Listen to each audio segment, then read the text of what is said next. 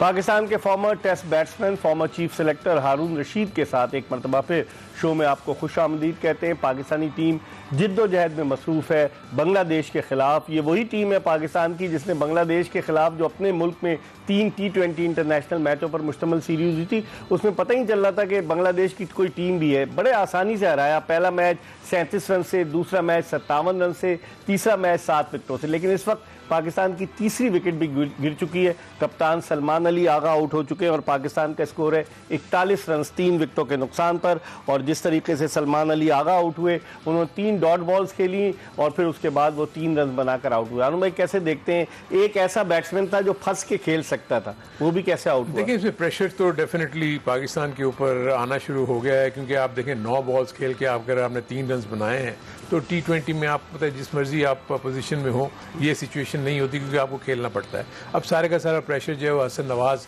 और फ़खर जमान पे है। फ़खर जमान का अब विकेट पे रहना बहुत ज़रूरी है। अगर वो पिच पे रहेंगे तो पाकिस्तान की टीम का स्कोर कोई अच्छे जगह पे जा सकता है, वरना पीछे आपको पता है कि खुशदिल शाह है, वो भी आके हिटे मारते हैं, उसमें चांसेस वो दे सकते हैं बॉलर्स को, क्योंकि अभी स्पिनर्स से बॉलिंग करने आना है, क्योंकि पावर प्ले खत्म हो जाएगा। फिर ऑलराउंडर्स आएंगे, नवाज और फ़हीम अशरफ आएंगे, तो इसलिए बहुत ज़्यादा प्रेशर है कि ये जो पार्टनरशिप है इसको काफ़ी हद तक 15 ओवर तक जाने की कोशिश करनी चाहिए with a good run rate. I think Hasan Nawaz ने जिस तरह डोमेस्टिक में अपनी परफॉर्मेंस दिखाई है, एडजस्ट कर लिया उन्होंने चौथे नंबर पर आके। I don't think so, it's too early I would say, क्योंकि देखिए वो डोमेस्टिक क्रिकेट को आप इंटरनेशनल क्रिकेट से नहीं मिला सकते। अभी हसन नवाज भी आउट हो गए बगैर कोई रन बनाए। इंटरनेशनल क्रिकेट और डोमेस्टिक क्रिकेट का फर्क सिर्फ यही है। देखिए, इंटरनेशनल क्रिकेट में आप 11 के 11 टॉप प्लेयर्स के खिलाफ खेलते हैं, वेयरएज़ डोमेस्टिक क्रिकेट में आपके पास 3 से 4 प्लेयर आपकी ऑपोजिशन में अच्छे होते हैं, बाकियों के ऊपर आप चार्ज कर सकते हैं।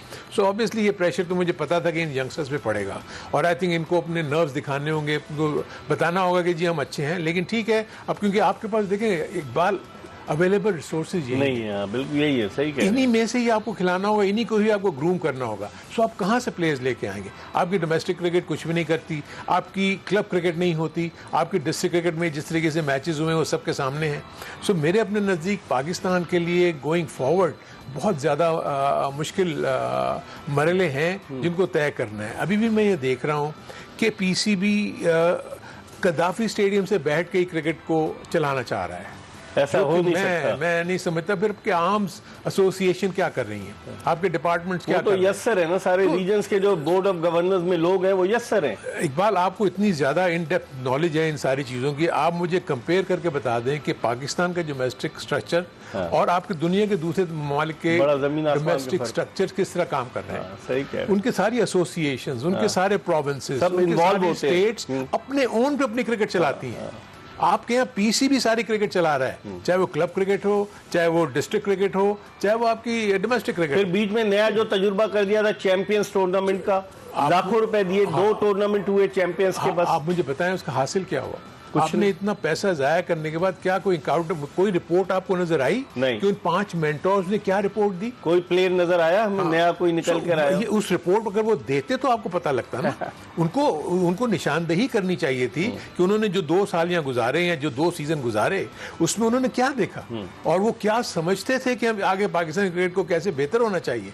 सो मेरे अपने नजर ऐसा कुछ भी नहीं हुआ। उनमें से 3 मेंटोर तो चले गए, शोएब मलिक, सकलैन मुश्ताक और वकार यूनुस। 2 अभी भी हैं। कितने पैसे लेके गए?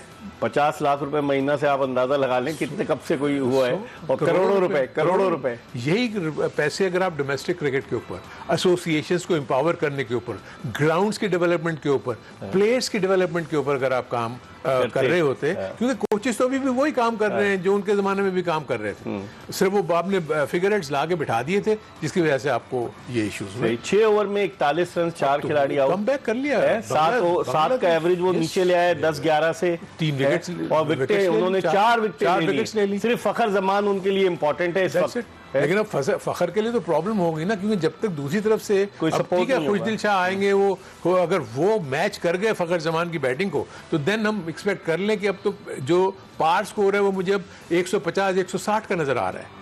अगर उसमें 1-2 विकेट्स और गिर गई तो ये हो सकता है 140 के पहले लेकिन आउट हो हारून भाई, इस बंगा बंधु नेशनल स्टेडियम पर जो एवरेज स्कोर है डे एंड नाइट मैच का वो 125 है। 125। हाँ। इसका मतलब है डिफिकल्ट है ना फिर, बहुत तो difficult। इसलिए इनको बहुत जरूरी है कि 150 प्लस के ऊपर अपने ज़हन में रखें। सही। अगर 150 प्लस करेंगे तो इनकी बॉलिंग कुछ करेगी कि जो कि बहुत ज्यादा इन एक्सपीरियंस नहीं है। देखिए ना, कोई आपके पास जेन्युइन बॉलर सिवाय स्पिनर के, जिसमें अगर आप अबरार को कह लें या to some extent Mohammad Nawaz को, जो कि मतलब इंटरनेशनल सीन से आउट हैं, उनका वापसी पे तो बड़ा मुश्किल होता है ना, एक आदमी को कम बैक कर रहा है 1.5 साल बाद। और आपके पास जो फास्ट बॉलर्स हैं वो ऑलराउंडर्स हैं, they are not genuine bowlers. So इसलिए पाकिस्तान की बॉलिंग तो वीक है।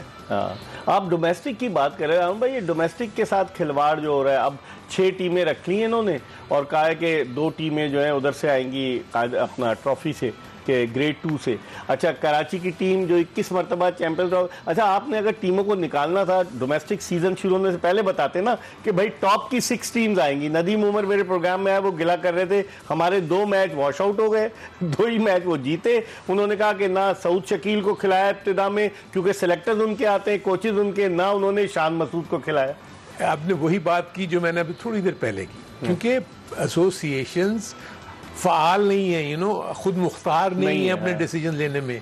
पीसीबी की सिलेक्शन कमेटी, इमेजिन करें कि मैंने ये सुना कि जो पीसीबी डोमेस्टिक क्रिकेट के जो हेड हैं वो कह रहे थे कि हमने रीजनल हेड को लोकल रीजन का चीफ सिलेक्टर बनाया। कैसे वो लोग कौन सी क्रिकेट खेलें? नो, रीजनल हेड को चीफ सिलेक्टर बनाना रीजन का आपके ज़हन में आती है ये बात? रीजनल हेड का काम क्रिकेट की सिलेक्शन नहीं है, उसको तो ओवरऑल क्रिकेट को रन करना, ये सब करना। और कह रहे हैं हमने उसको बनाया। सो इसका मतलब है कि आपकी पॉलिसीज गलत है।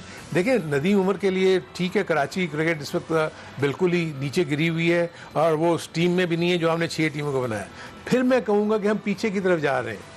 देखिए, आप मुझे बताएं कि कोई भी वे फॉरवर्ड नजर आता है क्या? आपके ख्याल में ये कॉन्सेप्ट पहले नहीं हुआ था? पहले भी अगर आपको याद होगा कि आपने 6 टीमें या 8 टीमें बना के 2 टीमों को कहा था कि वो क्वालिफाई राउंड से आएंगे। लेकिन ये चीज उस वक्त बेहतर होती कि आप जब सीजन अनाउंस करते तब आप उनको पहले से बताते कि जी ये सीजन में 18 टीमें खेलेंगी। पहले तो 18 टीमों का कॉन्सेप्ट ही गलत था। आपने जो लोअर लेवल की टीमें थी उनको फर्स्ट क्लास का स्टेटस दे दिया। 4 साल में 4 फॉर्मेट चेंज हुए। बिल्कुल। सो आप मुझे बताएं, आप क्रिकेट कहाँ खड़ी होगी?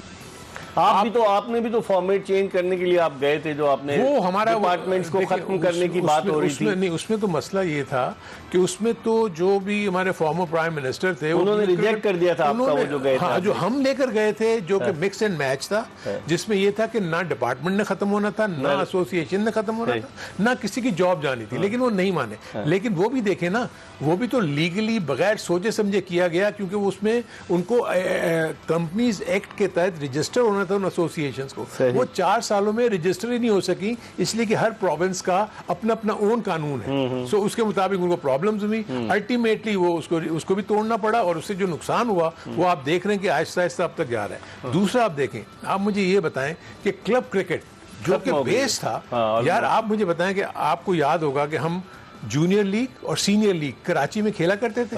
12-12, 15-15 टीमें। क्या टीमें होती थी कराची की? संगम स्पोर्ट, शादाब स्पोर्ट, बेशुमार, पाक जिमखाना, नाजमा जिखाना, उसको क्या टीम, और उसमें सब में 3 से 4 प्लेयर, सिकंदर कहीं और से खेल रहे, इकबाल कासिम कहीं और से खेल रहे, मलीर जिमखाना। सो ये वो प्लेयर्स आपस में मध्य मुकाबिल होते थे। अब बड़ा मुश्किल है, अब बहुत मुश्किल है, क्योंकि उसके साथ साथ दूसरे प्लेयर्स भी ग्रूम होते थे। आपकी क्लब क्रिकेट नहीं हो रही। आप मुझे बताएं, कब आपने देखा होगा कि मैं तो पिछले 2 साल से कराची में देख रहा हूँ, क्लब क्रिकेट हो ही नहीं रही। किसी एक जोन में आपने उसको हर एक को कहते हैं कि एक जोन में आ जाओ, हम आपको खिला देंगे, पाकिस्तान खिला देंगे। ऐसे हर कोई एतराज कर रहा है, इस पर हम मजीद बात करेंगे। हारून रशीद साहब ने बड़ी अच्छी बात की कि एक ही जगह आ जाओ, पाकिस्तान खेल लो बस हमारे क्लब में। लेकिन हैरत अंगेज तौर पर खुशदिल शाह को बैटिंग के लिए नहीं भेजा माइक हैसन ने, मोहम्मद नवाज को बैटिंग करने के लिए भेजा है फखर जमान के साथ। इस पर भी बात करेंगे। और पाकिस्तानी टीम स्ट्रगल कर रही है इस वक्त। 7 ओवर्स में पाकिस्तान का स्कोर जो है वो है 43 रन, यानी कि 43 रन। 7 ओवर में 4 विकेटें गिर चुकी हैं। और 4 कौन कौन आउट हुए? साइम अयूब आउट हुए, उनके अलावा मोहम्मद हारिस आउट हुए, कप्तान जो है वो सलमान अली आगा वो आउट होकर जा चुके हैं, और हसन नवाज बगैर कोई रन बनाए आउट हुए। इस पर बात करेंगे। मैच अभी जारी है।